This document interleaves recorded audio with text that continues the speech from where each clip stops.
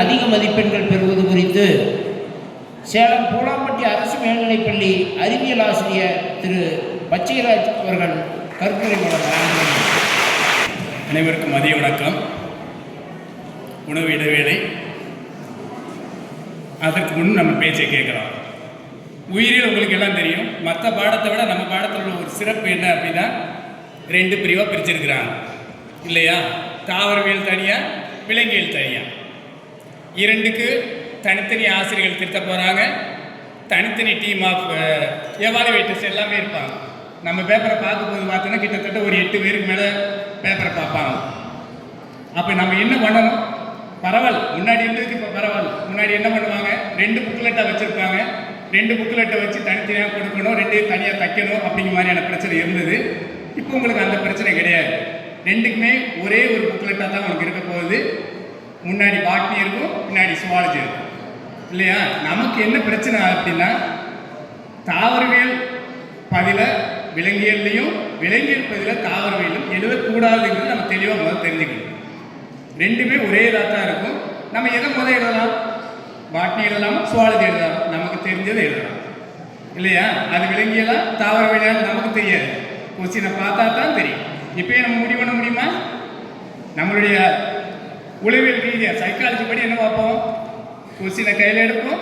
எது ஈஸியாக இருக்குதோ அதை எழுதுவதற்கான முயற்சியில் தான் நம்ம ஈடுபடுவோம். அதுதான் சரியான முறை. ஆனால் நாம் தெரிஞ்சிக்க வேண்டிய முக்கியமான ஒன்று, அது பாட்டனியா சுவாலஜியா? நாம் எழுதியிருக்கிற பகுதி தாவரவியல் பகுதியா, விலங்கியல் பகுதியாங்கிறத முதல் நீங்கள் தெளிவு பண்ணிக்கணும். சொல்கிற புரியுதுங்களா? நம்ம இதில் உங்களுக்கு கொஸ்டின் பேட்டர்லாம் உங்களுக்கு தெரியும், அதெல்லாம் நான் சொல்லிக்க விரும்பலை. ஒரு சில பகுதியில் மட்டும் உனக்கு சொல்லிடுறேன்.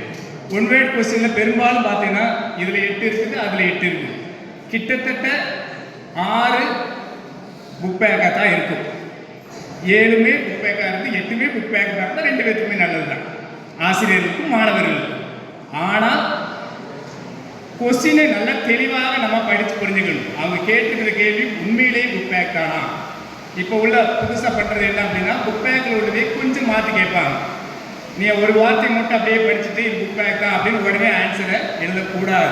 இதை முதல்ல நம்ம தெரிஞ்சுக்க வேண்டிய ஒன்று இல்லையா? எப்பயுமே ஒன்வே நான் அதில் எழுதிட்டு அடுத்த பகுதிக்கு போனால் நல்லது இல்லையா? நமக்கு ஒரு திருப்தி கிடைக்கும். இன்னொன்று, அந்த 2 கேள்வி அல்லது 1 இன்டீரியர் இருக்கக்கூடிய கேள்வியில் பெரும்பாலும் பார்த்தீங்கன்னா 4ல் 2 பகுதியை நம்மளால் பிரிச்செடுக்க முடியும். அதாவது 2 சாய்ஸ் வந்து நம்மளால் எளிதாக பிரிச்செடுக்க முடியும் இல்லையா? அடுத்தவங்களுடைய துணையின்றி நாம் அதுக்கு பதில் எழுதிட்டோம்னா கண்டிப்பாக அது நல்லா கரெக்டாக இருக்கும்னு என்னுடைய ஐடியா.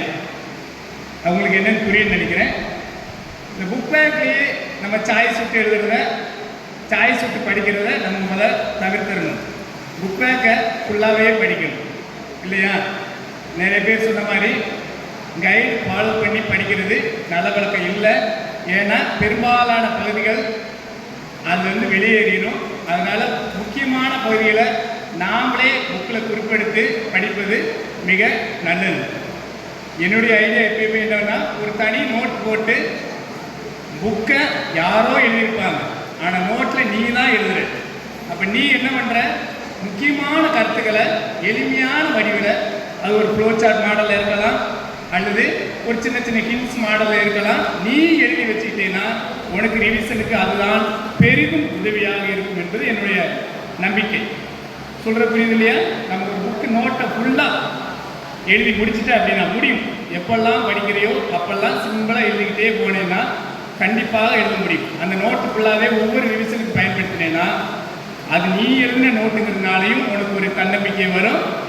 அது எளிதாக படிப்பதற்கு இருக்கிறதுனாலே ஒரு எளிதாகவும் இருக்கும். அது என்னுடைய வேண்டுகோளாக வச்சுக்கிறேன். இன்னொரு முக்கியமானது பார்த்தீங்கன்னா, நம்ம பதிலளிக்கும் போது ரொம்ப டஃப்பாக சேலஞ்சிங்காக இருக்கக்கூடிய கொஸ்டின்ஸை விட ஈஸியாக மதிப்பெண் வாங்கக்கூடிய கேள்விகளை தேர்ந்தெடுப்பது நல்லது. படிக்கும்போது கஷ்டப்பட்டு படிக்கலாம், ஆனால் தேர்வு எழுதும்போது எளிமையானதாக தேர்வு எழுத வேண்டும். உங்களுக்கு இருக்கக்கூடிய நேரம் 3 மணி நேரம், எழுதக்கூடிய நேரமே. அதில் என்ன பண்ணலாம்? மெதுவாக கொஸ்டின் நல்லா ரீட் பண்ணி நமக்கு எது எளிதாக பதிலளிக்க முடியும் என்பதை தெளிவாக தெரிஞ்சுக்கிட்டு நம்ம பதிலளித்தா நல்லது. 5 மார்க்குக்கு குறைஞ்சது, அதாவது அதிகபட்ச மார்க் நம்மளால் எந்த கொஸ்டின் எடுக்க முடியும் அப்படின்னு தான் பார்க்கவே ஒழிய, இதை நான் கஷ்டப்பட்டு படித்தேன் அதனால் நான் இது கஷ்டப்பட்டு எழுதியே தீர்வேன் அப்படிங்கிற மாதிரியான வேலைகளை ஈடுபடாமல் இருப்பது நல்லது. அடுத்து கம்பல்சரி கொஸ்டின் சொல்லக்கூடிய கட்டாய வினா. கட்டாய வினா எளிதாகத்தான் இருக்கும், ஆனால் அதனுடைய பதிலை உன் சொந்த நடையில் எடுக்காமல் புக்கிலிருந்தே நீ பதிலை எடுப்பது முக்கியமானது இல்லையா? கேட்கக்கூடிய கேள்வி வேணால் ரொம்ப எளிதாக இருக்கலாம், அது பதிலும் எளிதாக எழுதிவிடலாம், ஆனால் அதனுடைய பகுதி, அதனுடைய ஆன்சர் புக்கில் இருக்குதா அப்படிங்கிறத நம்ம பார்க்கணும் இல்லையா? திருத்தவங்க எல்லாரும் சொன்ன மாதிரி கீ படி தான் திருத்துவாங்க இல்லையா? கீங்கிறது ஒரு ஆள் முடிவு பண்ணக்கூடியது. இத்தனை பேர், லட்சக்கணக்கான பேர் எழுதுவதே அவங்களுக்கு தெரியாது. அதனால் அதன்படி நீ புக்கில் எந்த பகுதியிலிருந்து இந்த பதிலை கேட்குறாங்க அப்படிங்கிற ஒரு இதில் கொண்டு வந்து நீ படித்தா நல்லது. இந்த மோர் டு நோ அப்படிங்கிற மாதிரி பகுதிகளெல்லாம் தவிர்க்காம புத்தக பகுதியை முழுமையாக படிப்பது நமக்கு நிறைவான மதிப்பெண்ணை கொடுக்கும். அடுத்து நம்மளுடைய படங்கள் இல்லையா? படம் வரையக்கூடிய பகுதிகளெல்லாம் நீ உடனே வரைஞ்சிச்சுன்னா ரொம்ப நல்லது. எளிதாக மதிப்பெண் வாங்கக்கூடியது அதான். 10 பாகம் இருந்தால் கூட ஒரு 4 பாகம் இருந்தாலே பெரும்பாலும் முழு மதிப்பெண் கொடுத்துருவாங்க. படம் ரொம்ப அழகாக இருக்க வேண்டிய அவசியம் இல்லை, அறிவியல் பூர்வமாக இருந்தாலே போதுமானது. அறிவியல் படம் அறிவியல் பூர்வமாக இருந்தாலே போதுமானது. அதனால் படம் வரைந்து பாகங்களை குறுகி அட்டவணைப்படுத்து போன்ற கேள்விகளை நீங்கள் தேர்ந்தெடுத்தீர்கள் என்றால் எளிமையாக உயிரியல் பாடத்தில் உயர்ந்த மதிப்பெண் பெறலாம். நான் சொன்ன மாதிரி ஒரு சில கேள்வி பதில்களுக்கு ஹில்ஸ் மாதிரி ஃப்ளோ சார்ட் மாதிரி நீ எழுதினாலே அதுக்குமே அவங்க பரிசு, அதாவது மதிப்பெண் கொடுப்பாங்க. நீ செய்ய வேண்டியது என்ன அப்படின்னா, அந்த கேள்வி என்ன அப்படிங்கிறது தெளிவாக படிக்க வேண்டியது மட்டும்தான் நம்மளுடைய முக்கியமான ஒன்று. இன்னொன்று 5 மார்க் கேள்விகளில் அமைப்பு அப்படின்னு கேட்டுட்டாலே நீ அதுக்கு என்ன பண்ணணும் அப்படின்னா படம் போட்டே ஆகணும் இல்லையா? அவங்க படம் வரைவது விளக்குகன்னு கேட்கவில்லை என்றால் கூட அமைப்பு என்று கேட்டுவிட்டாலே நீங்கள் கண்டிப்பாக அதுக்கு படம் வரையணும். நான் படம் ஏற்கனவே சொல்லிட்டேன், அறிவியல் பூர்வமான படமாக இருந்து பாகங்கள் கண்டிப்பாக குறைந்தது 4 பாகங்கள் குறித்து விட்டாலே அது போதுமானது. இக்காலநிலை கருதி இத்துடன் உரை முடிக்கிறேன். நன்றி, வணக்கம். கருத்துரை வழங்கிய ஐயா அவர்களுக்கு நன்றி.